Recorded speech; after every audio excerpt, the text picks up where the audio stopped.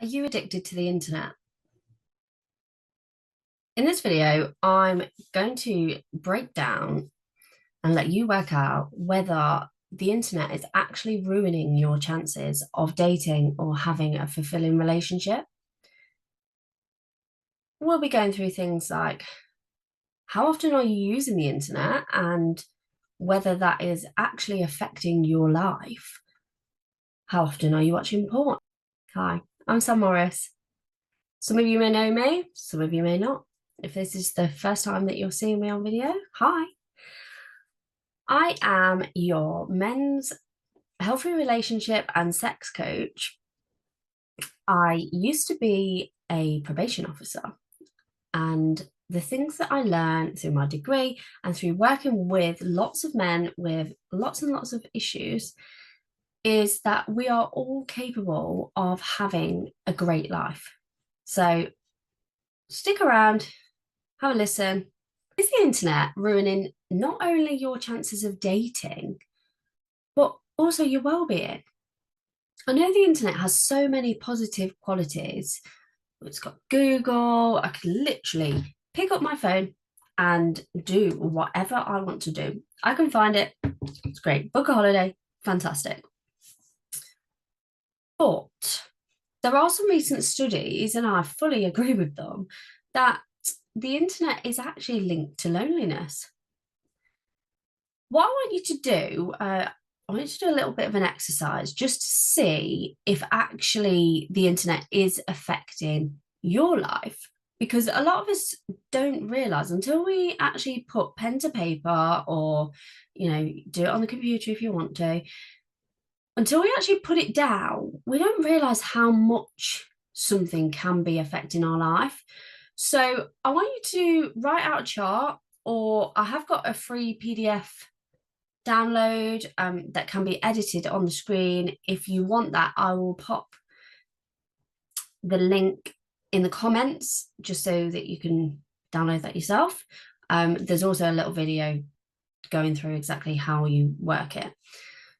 I want you to work out how much of your week you are spending doing what. So write down, you go shopping, eating, working, put it into a little circle, a percentage of what you spend your time doing. Add in the internet, add in what you think that you are spending in that percentage. So maybe you think that you only spent 20% of your week on the internet. Then I want you to get a daily one. Write out a daily chart.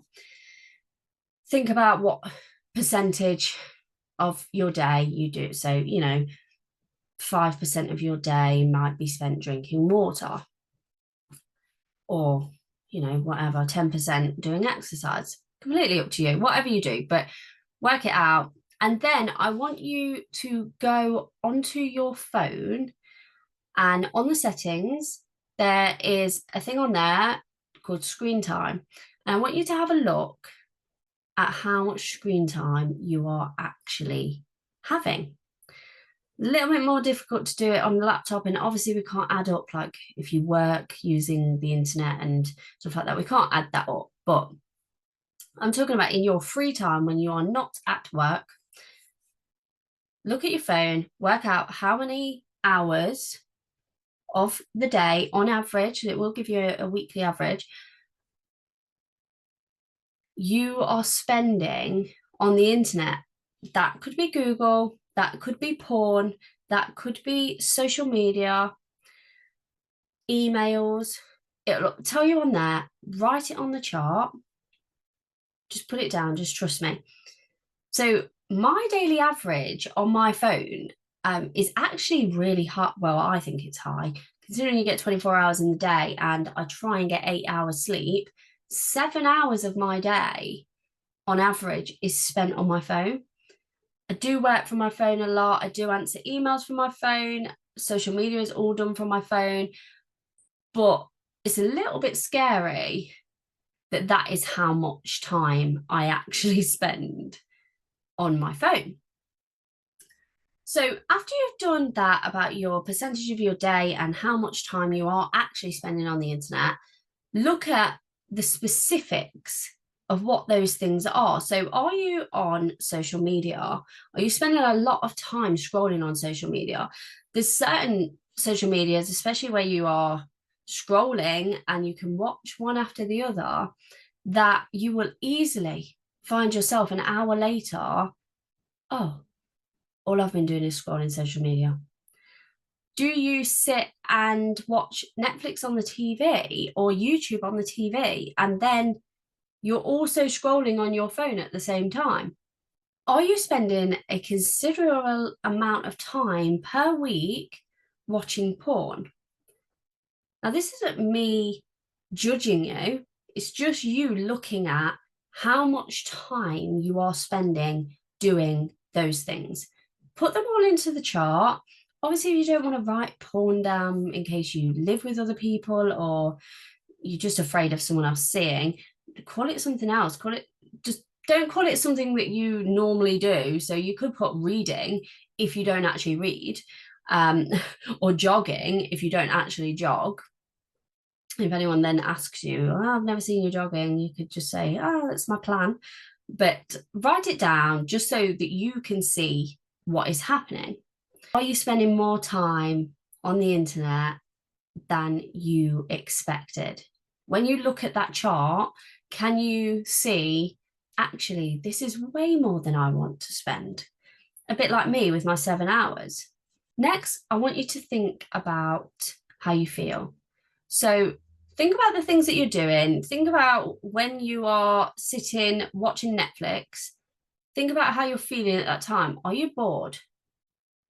Do you just want something to do? Are you actually just tired and you want to relax? The same with social media. Are you bored? What are you getting out of that? But what are you actually feeling? If you are watching porn, if you're spending hours and hours watching porn, what are you actually getting from it? How are you feeling? Are you excited? Or is it, again, is it boredom? Have a think, write it down. There is such a thing called the internet illusion. So you see things on the internet, you start to believe they're true. And there's been loads of experiments around this. This isn't a new thing. And if you Google it using the internet, I know I'm trying to say the internet is, ruining everything, but actually, it doesn't ruin everything. You just need to be very mindful of what you're doing. If you go on social media, what was the last thing that you wrote on your own social media? Was it honest? Was it, I had a really rubbish day today? Have you ever written, today I went for a poo? Now, these are things that everyone does, but people don't write about them on social media. They don't write about the boring things. Obviously, some people do talk about when their children go to the toilet, if they're potty training them, and it's up to you how you feel about that. But adults don't generally say, it's been a really tough week for me. The past couple of months has been really tough. And I'm guilty of doing that as well with my own personal social media, not on the business social media, but on my own personal social media, because I very rarely have time to post. I often only post when we have been on holiday because it's pretty much the only time that I'm like, I'm free from the social media of work. So I'm going to do my own. But that's not a true reflection of my life. That's not me, sitting here with you guys on video. If your social media does not reflect every single part of your day, the good and the bad, do you think that maybe other people's might be the same? It's one of those things, like, 40 years ago, it would have been people just talking to each other in the street. Oh, I did this and it was amazing. Oh, what have you done?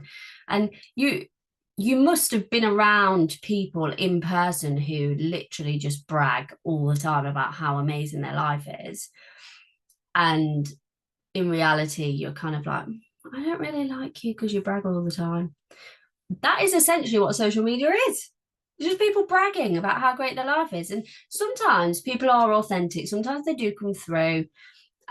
But a lot of people's personal social media is just essentially, I did this and it was great. You must have seen those people on social media that look one way and then when they do the makeup, they look like a completely different person. It's exactly the same. The problem with it is that when we spend lots of time on the internet, on social media, porn is exactly the same. The women in those videos do not act like real women. Well, no, okay. I'll put it a different way. The women in those videos do not make the same noises that the average woman makes. And a lot of the stuff, they are obviously paid to be there. It's not real. They're not actually enjoying themselves. And this whole thing creates this internet illusion. It makes you believe when you see something enough, it makes you believe it. Politicians do it all the time when they're campaigning for stuff. They push out a message, and people see it enough and they start to believe it. It isn't any different. So if you're feeling a bit rubbish about yourself because you've seen that this person's been on holiday 3 times a year and you've not been at all in the past 2 years, or they're at the gym again and you just haven't had time to go, it's not all reality. And even if they are doing those things, there will still be parts of their life that are not great, that they're just not sharing about. I recently saw another relationship coach, a men's relationship coach, talking on the internet about how many women he can get and how he can show other men how they can get this many women. And I think he's got like 6 girlfriends or so he says. Anyway. And he is going to show you how to also get the same amount of women around you. The problem with that is that most women don't want a man that can get 6 women, 5 women, 2 women. They just want you to want them. And that is it. And be in a relationship. But there will be men out there that are buying the courses from this coach because they think that that is what they want, or they think that, I can get one woman, he can get 6, he can teach me how to get 6, but I just want one. So maybe the balance of probability, I might get one. But he's not teaching you the right principles of what women actually are interested in. They want people that are emotionally available and financially available. There's lots of things that women want, and the person that is right for you is actually out there. You just have to improve yourself and get you to the best version of yourself first. But that's the power of social media. He's going to sell his courses because social media pushes it out and people think that's where I want to be. As well as social media, people on the internet talk to each other in ways that they wouldn't talk in person. So the other day on YouTube, someone commented calling me something along the lines of the ramblings of a crazy woman. And I just responded and said, thank you for taking the time out of your day to comment, because ultimately, if it bothers you that much that you feel the need to comment, then maybe you need to do something else with your life. There's lots of things that I see on social media that I don't agree with.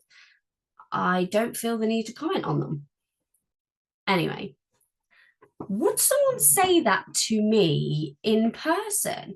If I went to a conference and I was standing on stage and I was talking, there was hundreds of people in the room, and I was talking about, the actual video is literally about whether my husband would notice that my nails were done. If I was talking about that, and I went on and I was, I basically, I did an experiment. I timed my husband how long he would take to notice from me coming in. And then I timed my 10-year-old son, who didn't beat him, but he did get it within a minute. So, which is amazing. And actually, we could learn a few things from children. If I was stood on stage talking about that, would someone stand up and say, this is the ramblings of a crazy lady? No, they wouldn't. I was actually at an event recently and there was someone on stage that some people like, who, they like Marmite, people who like them or they don't like them. And people left. He was talking and people left. And that was fine. No one stood up and shouted, oh, you're a dickhead, or anything like that, because you don't do that in person. But on the internet, people do. Same with online dating. I know I've talked about this lots of times, but if you would not do it in person, don't do it online. Even if your friends are doing it, even if people tell you this is the way. Saying hi to someone and then a few messages later, sending a picture of your penis isn't okay. And if you did that in the street, if you went up to someone in the bar or, in your local club, whatever, right? I'm not talking about nightclubs. I'm like thinking running club. And you said to them, oh, hi, how are you? My name's John. And then you proceeded to take your penis out, you would be arrested. But the internet makes people think that these things are acceptable, and they're not. It just blurs the boundaries. And obviously, there are lots of reasons that people talk online. And, I encourage people to comment on my videos. I don't encourage people to comment negatively on my videos, but, have a conversation. And certainly, if you aren't overly confident, then using the internet to build up those skills is good. But you have to remember that you are speaking to other humans as well. I personally feel that certainly if you're online dating, if you're chatting to someone on Facebook, not dating, just chatting, as soon as you can, try and take that conversation away from the internet, just so you have that actual human interaction and you know what is socially acceptable to do. And it just keeps you in check. So there you go. A few thoughts around whether the internet is ruining your chances of dating and having a fulfilling relationship. Comparing internet illusion, social media. Have a go at the charts. See what you think. Work out how much of your time is actually being wasted that you could use, if you aren't great at talking to women, you could take a course in talking to women. You could take a confidence course. In 1 hour a week of the time that you are potentially spending wasting on the internet. Have a go. Let me know. If you want to send it to me, you can do that. I'm at sam@thesammorris.com. Send it to me. I'll send you back some pointers. That's fine. There is another video, I will put it in the comments, all around like texting and dating and how you shouldn't be using like this old-fashioned stuff that some of these relationship coaches are pushing out. And I'm Sal Morris. Give me a subscribe if this was useful. No pressure. Go and get your PDF. Thank you.